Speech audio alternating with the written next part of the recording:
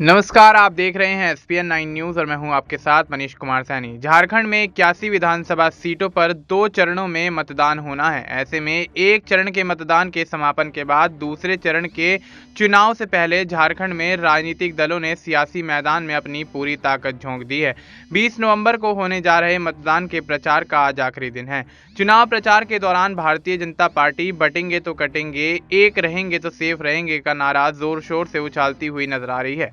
इस बीच पूर्व मुख्यमंत्री चंपई सोरेन ने नारे पर चौंकाने वाला बयान दिया है। चंपई सोरेन ने कहा है कि झारखंड चुनाव में रोटी बेटी माटी का मुद्दा है। रोटी बेटी माटी की पुकार झारखंड को बचाने की है, कमल छाप पर वोट देना है। उन्होंने बटेंगे तो कटेंगे, एक रहेंगे तो सेफ रहेंगे के नारे से अलग कर लिया।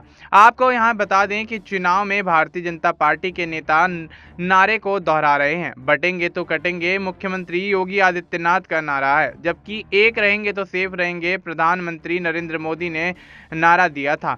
अवैध घुसपैठ के मुद्दे पर चंपई सोरेन काफी आक्रामक दिखाई दिए। उन्होंने कहा है कि भारतीय जनता पार्टी की सरकार राज्य में बनने के बाद बांग्लादेशी घुसपैठियों को चुन चुन कर झारखंड से बाहर कर देंगे।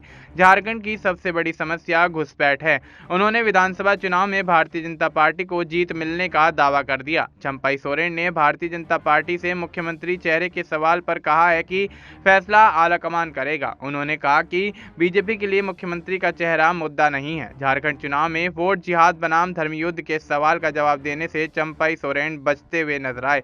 उन्होंने कहा है कि सरकार बनने के बाद बांग्लादेशी घुसपैठियों को झारखंड से भगाएंगे। आपको साथ ही ये भी बताते चले कि चंपई सोरेन 40 साल तक झारखंड मुक्ति मोर्चा में रहे। चुनाव से ठीक पहले उन्होंने भारतीय जनता पार्टी के दामन को थाम लिया। चंपई सोरेन आदिवासियों के बड़े नेता और कोल्हान टाइगर नाम से भी जाने जाते हैं। पिछली बार कोल्हान में विधानसभा की सभी 14 सीटों पर बीजेपी को हार मिली थी। चंपई सोरेन दूसरे चरण के लिए चुनाव प्रचार कर रहे हैं। रविवार को बीजेपी उम्मीदवार मुनिया देवी के लिए उन्होंने गिरिडीह में प्रचार किया। गांडेय से बीजेपी उम्मीदवार मुनिया देवी का मुकाबला जेएमएम प्रत्याशी कल्पना सोरेन से है।